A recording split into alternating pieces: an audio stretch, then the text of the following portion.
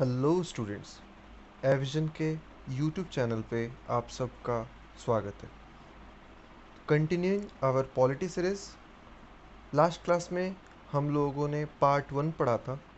आज मैं आप सबके लिए part 2 of the constitution of India लेके आया हूँ, जिसके अंतर्गत हम लोग सीखेंगे एंड जानेंगे about the citizenship of India. And article इसके अंतर्गत आते हैं आर्टिकल 5 से लेके 11, टोटल 6, 5, 6, 7, 8, 9, 10, 11, टोटल 7।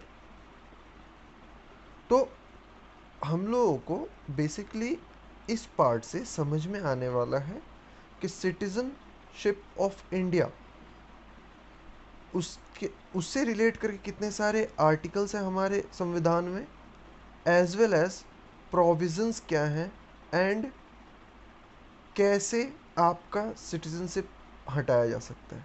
तो ये सब बातें आज हम लोग सीखेंगे। तो as usual my request, kindly notebook and copy pen लेके बैठे, ताकि जो भी इम्पोर्टेंट बात है मैं आपको बताता चलूँ, आप उसे नोट डाउन करते रहें।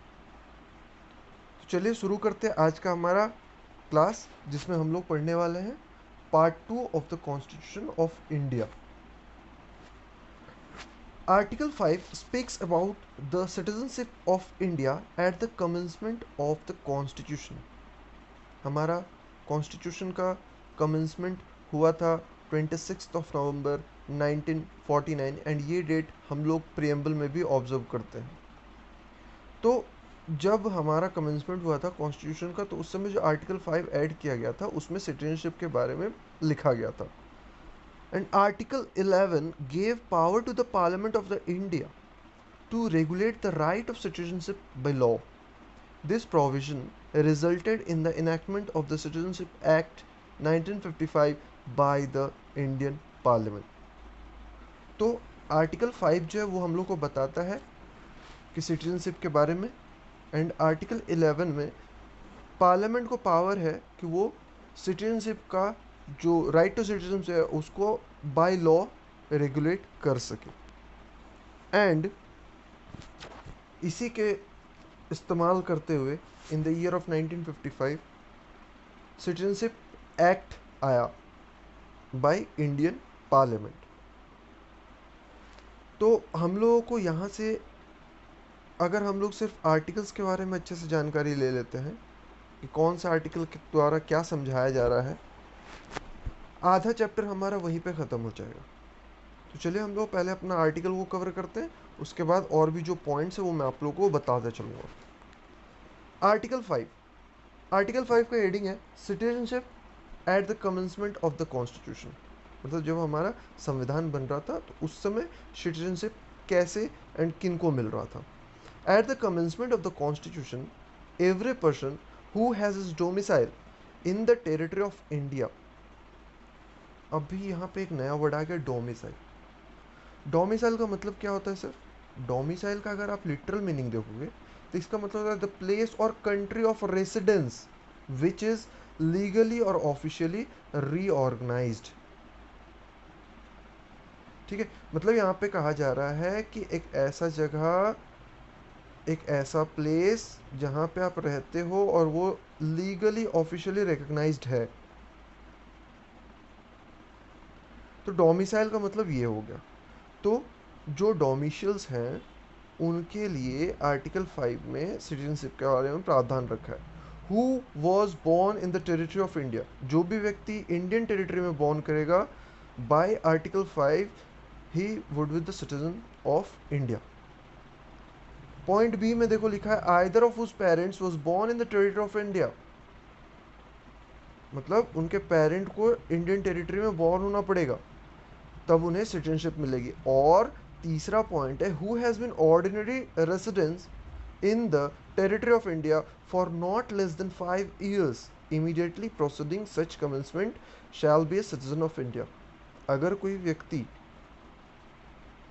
जो हमारा कमेंसमेंट ऑफ द कॉन्स्टिट्यूशन हो रहा था उस समय से, अगर कोई व्यक्ति इंडिया में रहता है 5 साल के अवधि के लिए, तो फिर वो अप्लाई कर सकता है एंड एक्वायर कर सकता है इंडियन सिटीजनशिप को। तो इन सब के बारे में लिखा गया है आर्टिकल 5 में, जिसमें हम लोग देखें कि सिटीजनशिप कैसे मिलता है। या तो जो व्यक्ति के बारे में यहाँ बताया जा रहा है वो खुद जन्म लिया हो इंडिया में, या उसके पेरेंट्स लिए हो, या फिर वो ऐसा वो जो व्यक्ति है, जब हमारा कॉन्स्टिट्यूशन कमेंसमेंट हो रहा था तब से 5 साल वो अगर इंडिया में रह जाए तो फिर उसे सिटीजनशिप इंडिया के एक्वायर हो जाएंगी। दूसरा है आर्टिकल 6। आर्टिकल 6 में हम लोग बेसिकली, आर्टिकल 5 जो था वो डोमिसाइल को डील करता था, बट आर्टिकल 6 में हम लोग देखेंगे it deals with the migration.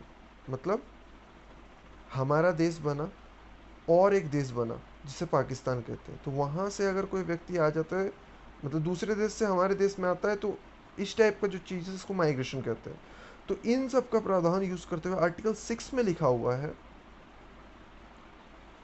notwithstanding anything in Article 5, a person who has migrated to the territory of India from the territory now included in Pakistan shall be deemed to be a citizen of India at the commencement of this constitution.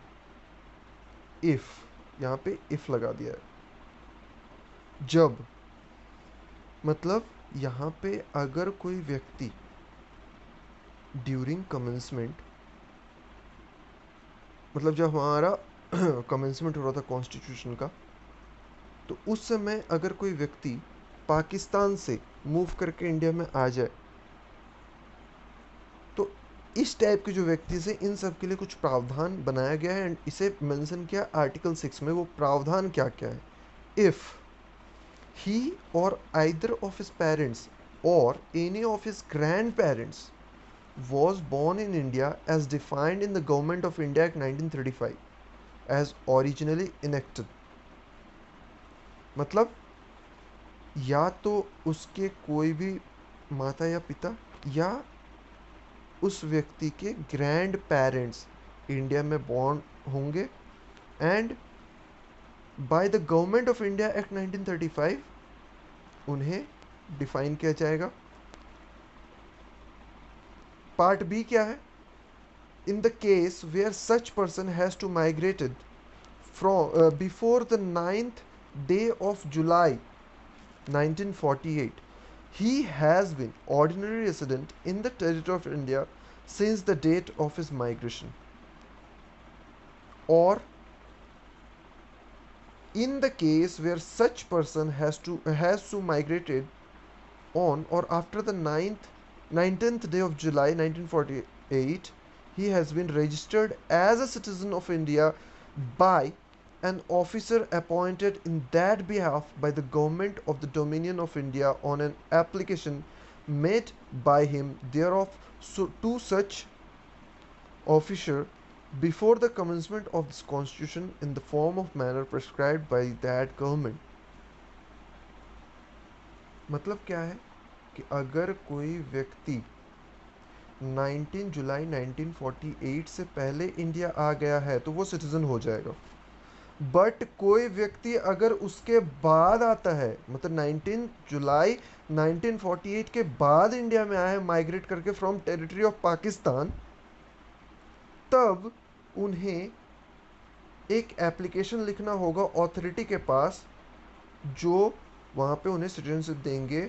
उस application से पहले कम से कम 6 महीने से आपको India में होना पड़ेगा, तब आप वो एप्लीकेशन कर सकते हो, जो कि नेक्स्ट लाइन में लिखा, provided that no person shall be so registered unless he has been resident in the territory of India for at least 6 months immediately preceding the date of his application। मतलब article 6 के अनुसार जो migration को deal करता है, यहाँ पे citizenship पाने के लिए या तो उस व्यक्ति को बॉर्न होना पड़ेगा इंडिया में, या उसके पेरेंट्स को, या फिर उसके ग्रैंड पेरेंट्स को। बट माइग्रेशन वाला केस में अगर वो व्यक्ति 19 जुलाई 1948 से पहले पाकिस्तान से इंडिया आ जाते हैं तो उन्हें सिटीजनशिप दे दी जाएगी, बट उस डेट के बाद अगर आते हैं तो उन्हें अप्लाई करना पड़ेगा टू द ऑफिसर जो सिटीजनशिप उन्हें देंगे, मतलब जिनके थ्रू ये प्रोसीडिंग्स होगी, जिन्हें अपॉइंट किया गया है on the behalf of the government of India. तो उस समय उन्हें एटलीस्ट 6 महीना रहना पड़ेगा इंडिया में, एंड 6 महीना के बाद वो उस अथॉरिटी के पास अप्लाई कर सकते to get the citizenship of India. तो ये हम लोगों को बताता है article 6। Moving to our next article, that is article 7। इसमें लिखा है rights of citizenship of certain migrants to Pakistan. मतलब अभी हम लोग देखे थे आर्टिकल 6 में कि जो व्यक्ति पाकिस्तान से इंडिया में आ गए उनका सिटीजनशिप उनको कैसे मिलेगा, बट अब हम लोग देखेंगे अगर कोई व्यक्ति माइग्रेट कर जाता है पाकिस्तान तक इंडिया से, तो उसके साथ सिटीजनशिप को लेके क्या सलूक किया जाएगा, ये आर्टिकल 7 के तहत हम लोग को समझ में आएगा। Not with standing anything in the article 5 and 6, मतलब 5 और 6 से कोई लेना देना नहीं है। A person who has after the first day of March 1947 migrated from the territory of India to the territory of now included in Pakistan shall not be deemed to be a citizen of India। Clearly mentioned है article 7 में, अगर कोई व्यक्ति 1 मार्च 1947 से पहले अगर पाकिस्तान चला गया तो उसे सिटीजनशिप नहीं मिलेगी। बट दूसरा सिनेरियो यहाँ पर क्या है, provided that nothing in this article shall apply to a person who, after having so migrated to the territory now included in Pakistan, has returned to the territory of India under a permit for resettlement or permanent return issued by or under the authority of any law, and every such person shall, for the purposes of clause B of article 6, be deemed to have migrated to the territory of India after the 19th day of July 1948। मतलब यहाँ पे basically article 6 में जो second point में हम लोगों ने पढ़ा था, अगर कोई व्यक्ति पाकिस्तान से इंडिया में माइग्रेट करके आता है 19 जुलाई 1948 के बाद, तो उसे एक प्रोसीजर से फॉलो करना पड़ेगा, अथॉरिटी को अपना सिटीजनशिप गेट करने के लिए अप्लाई करना पड़ेगा, एंड उनसे पहले उसे 6 महीना वहाँ पे इंडिया में रिसाइड करना पड़ेगा, तो वो चीज़ फिर यहाँ पे अप्लाई हो जाएगा। तो यहाँ पे दो चीज़ हम लोग समझे, अगर कोई व्यक्ति 1 मार्च 1947 से पहले पाकिस्तान चला जाए तो उसका सिटीजनशिप ऐसे ही घट जाएगा। बट अगर कोई व्यक्ति ऐसा सिचुएशन में वहाँ गया एंड वहाँ से वो फिर से इंडिया में आया एंड सिटीजनशिप चाहिए उसे, तो उसके साथ आर्टिकल 6 का सेकेंड क्लॉज जो था उसके अकॉर्डिंग उसके साथ ट्रीटमेंट होगी, एंड वहाँ से वो फिर सिटीजनशिप ले सकता है हमारे भारत का। तो ये आर्टिकल 5, 6 एंड 7 हम लोगों ने पढ़ा। अब हम लोग पढ़ेंगे आर्टिकल 8। आर्टिकल 5 हम लोग जब पढ़ रहे थे मैं बताया आप लोगों को कि डोमिसाइल को यहाँ पे फॉलो किया गया है। आर्टिकल 6 में माइग्रेशन को फॉलो किया गया था, एंड आर्टिकल 7 में रिवर्स माइग्रेशन हम लोग देखे। इन केस ऑफ आर्टिकल 8 हम लोग देखेंगे रजिस्ट्रेशन के थ्रू सिटीजनशिप कैसे दिया जाता है इंडियंस को। Article 8 rights of citizenship of certain persons of Indian origin residing outside India. मतलब इसमें बेसिकली हम लोग यही समझेंगे सिटीजनशिप का राइट उन व्यक्तियों के लिए जो लोग इंडियन ओरिजिन के हैं बट रहते हैं इंडिया से बाहर, उन लोगों के लिए सिटीजनशिप का क्या प्रावधान है, चलो हम लोग अब ये समझ लेते हैं।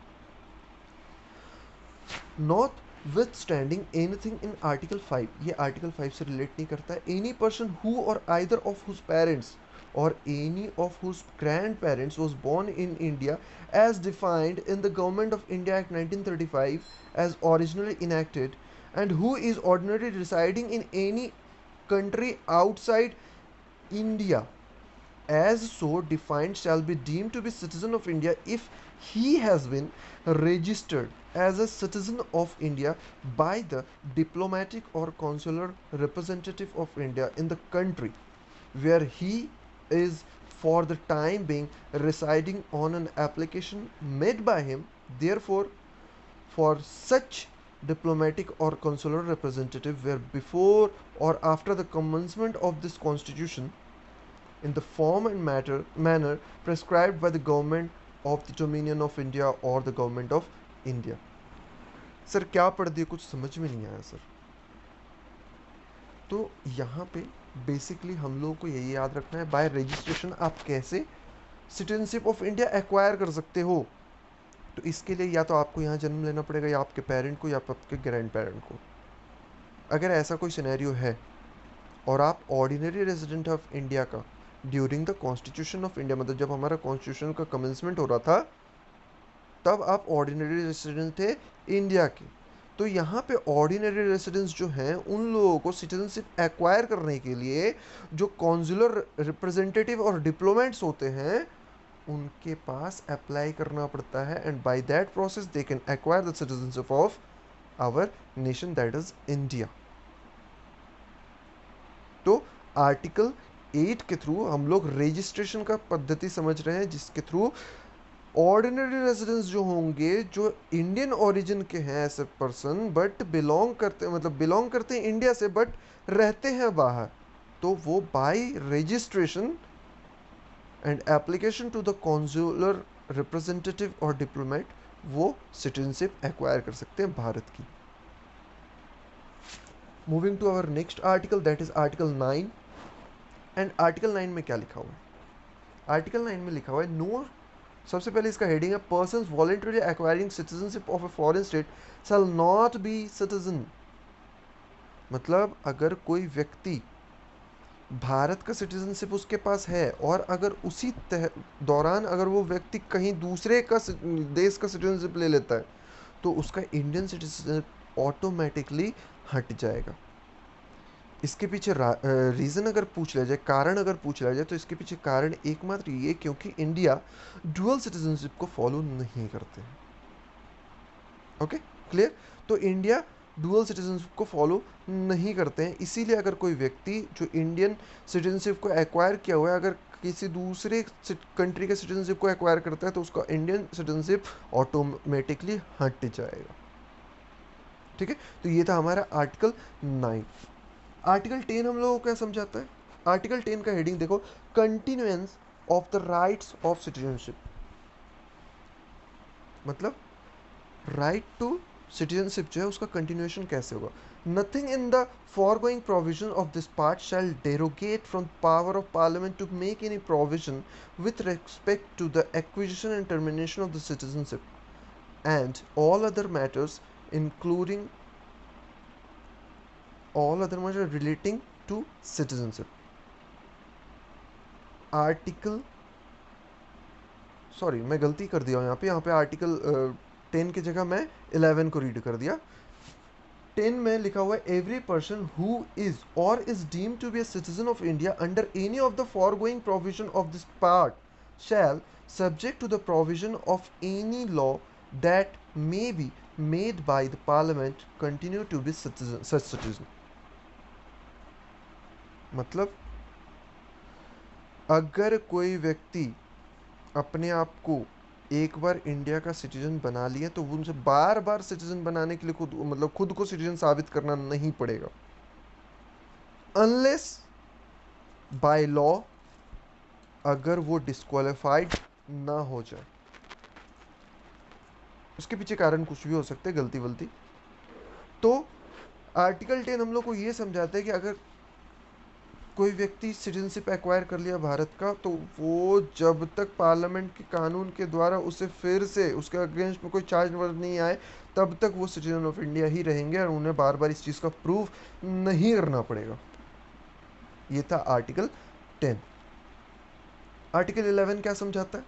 आर्टिकल 11 में देखो, parliament to regulate the right of citizenship by law, जो मैं आप लोगों को स्टार्टिंग ऑफ द क्लास में भी बता चुका हूँ कि आर्टिकल 5 में बताया जाता है हम लोग का सिटीजनशिप के बारे में। आर्टिकल 11 में बताया गया है कि पार्लियामेंट के पावर क्या है to regulate the citizenship act और बिल।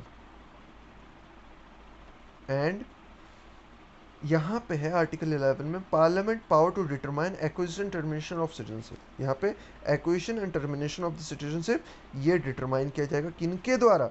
पार्लियामेंट के द्वारा, by making a law after 26 January 1950, जब से हमारा कॉन्स्टिट्यूशन एनफोर्स हो चुका है।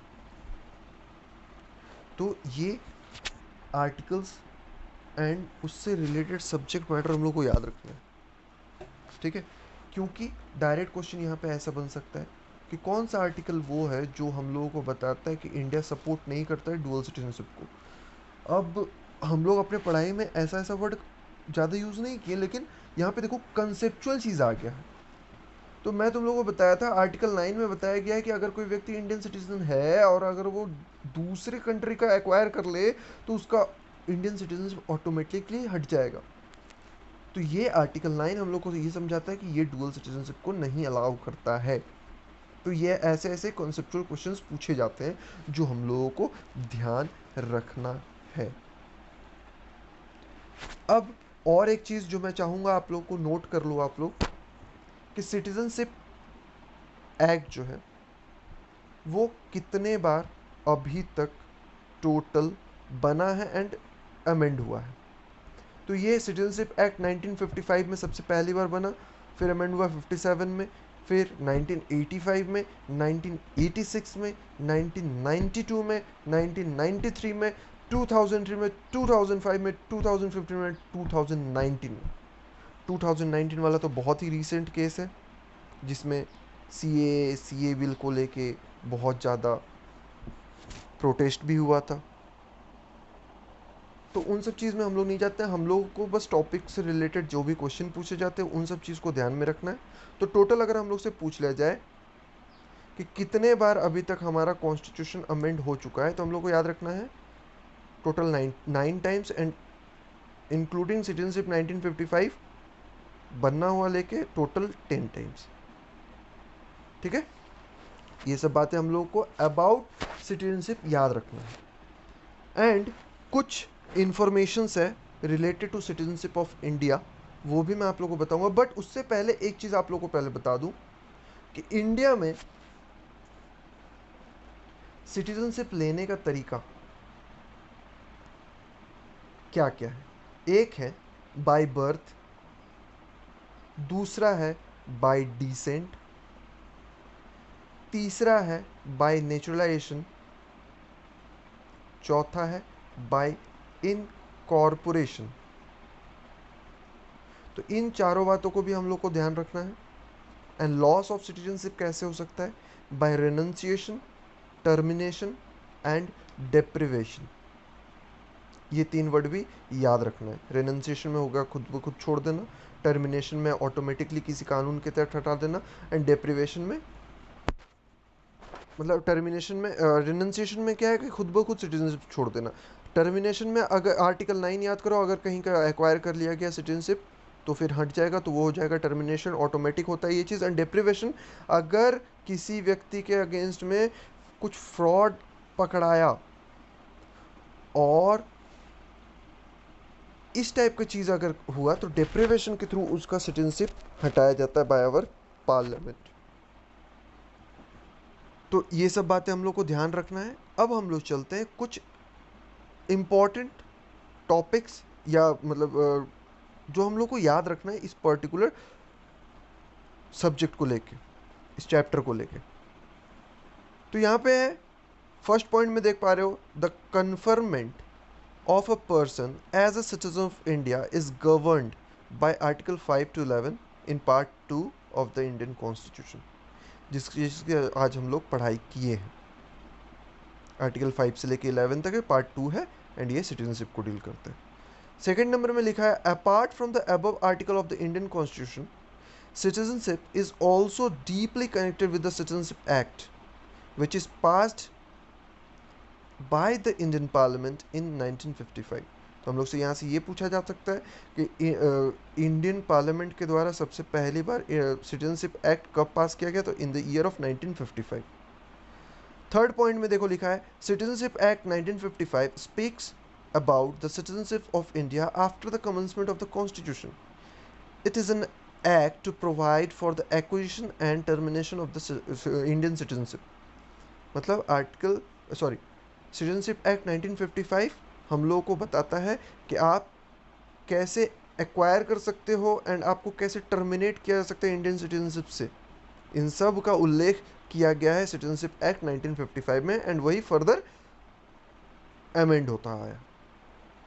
फोर्थ पॉइंट में देखो, the legislation related to this matter in the citizenship act 1955 which has been amended by the Citizenship Amendment Act 1986, the Citizen Amendment Act 1992, 2003, 2005 and 2009। यहाँ पे बहुत ही कम है, लेकिन और भी जितना सारा मैंने बताया है आप लोगों को वो भी ध्यान रखना है। 1955 के बाद 57, 85, 86, 92, 93, 2003, 2005, 2015, 2019। ठीक है, तो ये हम लोग को याद रखना है कब कब ये अमेंड हुआ है। फिफ्थ पॉइंट में देखो, acquisition of Indian citizenship as per citizenship act 1955। Indian citizenship can be acquired under the following ways: citizenship as the commencement of the Constitution of India, citizenship by birth, फिर by descent, by registration and by naturalization, जो मैं आप लोग को बता चुका हूँ। Next, termination of Indian citizenship as per Citizenship Act 1955. One can lose citizenship of India in 3 ways. वो 3 ways है: renunciation, termination and deprivation, जो मैं आप लोगों को बता चुका हूँ तीनों का मीनिंग भी। 7th पॉइंट में देखो लिखा हुआ, person domicile in the territory of India as on 26 November 1949 automatically become Indian citizen by virtue of the operation of the relevant provisions of the Indian constitution coming into force. तो ये भी मैं बता चुका हूँ, इसके पहले अगर कोई भी इंडिया में आके रह गया है तो वो इंडियन सिटीजन एक्वायर कर लेगा। पॉइंट नंबर 8 में लिखा हुआ, any person born in India on or after 26 January 1950 but prior to the commencement of the 1986 act of 1 July 1987 is a citizen of India by birth. तो ये दोनों date आप लोग को याद रखना। अगर कोई व्यक्ति 26 जनवरी 1950 के बाद और 1 जुलाई 1987 के पहले जन्म लेता है इंडियन में, मतलब इंडिया में, तो उसे इंडियन सिटीजनशिप बाय बर्थ दिया जाता है। नेक्स्ट पॉइंट में देखो, a person born in India on or after 1 July 1987 is a citizen of India if either parent was a citizen of India at the time of the birth. मतलब अगर कोई व्यक्ति 1 July 1987 के बाद India में पैदा होता है तो उसके किसी भी एक पेरेंट को इंडिया का सिटीजनशिप एक्वायर करता होना चाहिए जब उसका बर्थ हुआ होगा। नेक्स्ट पॉइंट 10th में देखो क्या लिखा है, those born in India on or after 3 December 2004 are considered citizens of India only if both of their parents are citizen of India or if one parent is a citizen of India and the other is not an illegal migrant at the time of their birth। इस point में हम लोग को समझाया जा रहा है कि अगर कोई व्यक्ति 3 दिसंबर 2004 के बाद इंडिया में जन्म लेता है तो उसे सिटीजनशिप देने के लिए उसके माता पिता दोनों को ही इंडिया का सिटीजनशिप होना चाहिए जब उसका जन्म हुआ होगा इंडिया में। और अगर ऐसा सिचुएशन ना रहा तो एक व्यक्ति को तो जरूर, पेरेंट्स में से एक व्यक्ति को तो इंडियन सिटीजन होना ही चाहिए एंड दूसरा व्यक्ति जो है वो इलीगल माइग्रेंट ना हो इंडिया का, बस तब उस व्यक्ति को भी मिल जाएगा citizenship of India. Next, Indian nationality law largely follows the jus sanguinis, citizenship by right of blood, as opposed to the jus soli, citizenship by right of birth within the territory। India का nationality का law जो है वो largely follow करता है juice सैंग्विन्स को, जो citizenship by right of blood है, मतलब खून का रिश्ता, एंड जूस सॉली क्या होता है, citizenship by right of birth with in the territory, मतलब राइट ऑफ बर्थ से जो आपको सिटीजनशिप मिलेगी उसे आप लोग जूस सॉली कहोगे। Next point, article 9 of the Indian Constitution says that a person who voluntarily acquires citizenship of any other country is no longer an Indian citizen। Also, according to the Passport Act, a person has to surrender his Indian passport if he acquires citizenship of another country। It is a punishable offense under the act if he fails to surrender the passport। मतलब यहाँ पे कहा जा रहा है article 9 के अंतर्गत वही जो मैं आप लोगों को समझाया हूँ, अगर कोई व्यक्ति इंडियन सिटीजन होते हुए दूसरी जगह का सिटीजनशिप एक्वायर करता है तो उसका टर्मिनेशन के थ्रू ऑटोमेटिकली इंडियन सिटीजनशिप हट जाएगा एंड उसे पासपोर्ट एक्ट के तहत इंडियन पासपोर्ट भी जमा करना पड़ेगा। और अगर वो व्यक्ति इस काम को करने में असमर्थ है तो ये एक पनिशेबल ऑफेंस के अंतर्गत भी आएगा। नेक्स्ट पॉइंट नंबर 13, इसमें हम लोग देखेंगे पर्सन ऑफ इंडियन ओरिजिन, जिसको पीआईओ कहते हैं, PIO card. A PIO card applicant has to be a person of Indian origin who is a citizen of any country other than Pakistan, Bangladesh, Sri Lanka, Bhutan, Afghanistan, China, Nepal, मतलब जितने सारे इंडियन नेबरिंग कंट्रीज हैं उसको छोड़ के जितने सारे कंट्री वहाँ पे वो रह सकते हैं उनके पास पीआईओ कार्ड होना चाहिए। और a person who has held an Indian passport at any time or is the spouse of an Indian citizen or a person of Indian origin। तो ये person of Indian origin card जो है ये इन लोगों को, इन व्यक्तियों को दिया जाता है जो व्यक्ति पाकिस्तान, बांग्लादेश, श्रीलंका, भूटान, अफगानिस्तान, चाइना, नेपाल में नहीं रहते हैं, being a citizen of India, और जिस व्यक्ति के पास पासपोर्ट हो या फिर जिस उस व्यक्ति के स्पाउस मतलब बेटर हाफ जो इंडियन सिटीजन हो and person of Indian origin हो, तो उन्हें पीआईओ कार्ड दिया जाता है। ओसीआई क्या होता है? Overseas citizen of India card. OCI card is for foreign national who were eligible to become a citizen of India on 26th of January 1950 or was a citizen of India on or after that date. Application from citizen of Bangladesh and Pakistan are not allowed। मतलब OCI में Bangladesh and Pakistan are not allowed. यहाँ पे अगर कोई व्यक्ति जो foreign national India में नहीं रहता बट एलिजिबल है सिटीजनशिप को गेट करने के लिए, कैसे? अगर वो 26 जनवरी 1950 में इंडिया का सिटीजन हो या फिर उसके बाद वाले डेट में। नेक्स्ट पॉइंट नंबर 15 में हम लोग देखेंगे overseas Indian card. A new bill is pending in parliament, the citizen amendment bill which seeks to do away with the existing overseas citizen of India OCI card and the person of Indian origin card and replace them with a new overseas Indian card। मतलब यहाँ पे एक नया bill आ रहा है जिसमें PIO and OCI को मिला के एक ही कार्ड बनाएगा, ओवरसीज इंडियन कार्ड। ठीक है, तो यहाँ पे याद रखना कि ओवरसीज इंडियन कार्ड जो है वो मर्जर है of PIO and OCI. Next, while PIO card holder do not acquire a separate visa and can enter India with multiple entry facilities for 15 days, the OCI card is multiple entries, multiple purpose, lifelong visa for visiting India। PIO card 15 दिन से ज़्यादा नहीं होता है and OCI life time के लिए रहता है। OCI card holders have parity with non resident India in respect of economic, financial and educational matter accept in acquiring agricultural land.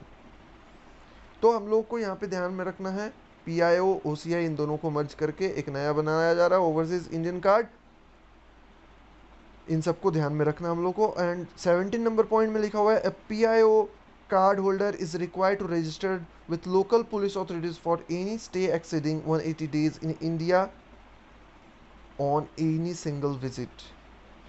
एक PIO कार्ड होल्डर जो होते हैं उन्हें लोकल पुलिस अथॉरिटीज़ के पास रजिस्टर करवाना होता है अगर वो व्यक्ति इंडिया में स्टे करना चाहते हैं 180 डेज से ज़्यादा एक विजिट में, तो ये चीज़ उनको फॉलो करना पड़ेगा। OCI is not dual citizenship, there are no voting right for an OCI card holder. मतलब हम लोग से ये भी पूछा जा सकता है कि OCI कार्ड होल्डर के पास वोटिंग राइट होते हैं या नहीं, तो OCI के पास नहीं होते हैं। एंड आखिरी point, the president of India is termed as the first citizen of India. तो फर्स्ट सिटीजन अगर हम लोग का इंडिया का पूछा जाए तो वो होंगे हमारे प्रेसिडेंट साहब, हमारे राष्ट्रपति साहब। ये बात हम लोगों को ध्यान में रखना है। तो ये आज हम लोग सिटीजनशिप जो पार्ट 2 में आता है आर्टिकल 5 से लेकर 11 तक डील करता है उसके बारे में कुछ बेसिक जानकारियाँ लिए जो हमारे एग्ज़ाम पॉइंट ऑफ व्यू से बहुत इंपॉर्टेंट है। एंड अगर हम लोग इस चीज़ को नहीं करते हैं, पढ़ते नहीं हैं, रिवाइज नहीं करते हैं, तो हम लोग 1 या 2 मार्क्स लूज़ कर जाएंगे। एंड 1-2 मार्क्स आपके रैंक बनाने में बहुत ही महत्वपूर्ण रोल प्ले करते हैं। So please don't ignore this. Okay, तो चलो आज का क्लास को मैं यहीं पे रखता हूँ। आई होप ये वीडियो आप लोग को अच्छा लगा होगा एंड आप लोगों के लिए हेल्पफुल साबित हुआ होगा। आप लोगों का हेल्प बहुत ज़्यादा किया होगा आपके एग्ज़ाम पॉइंट ऑफ व्यू से।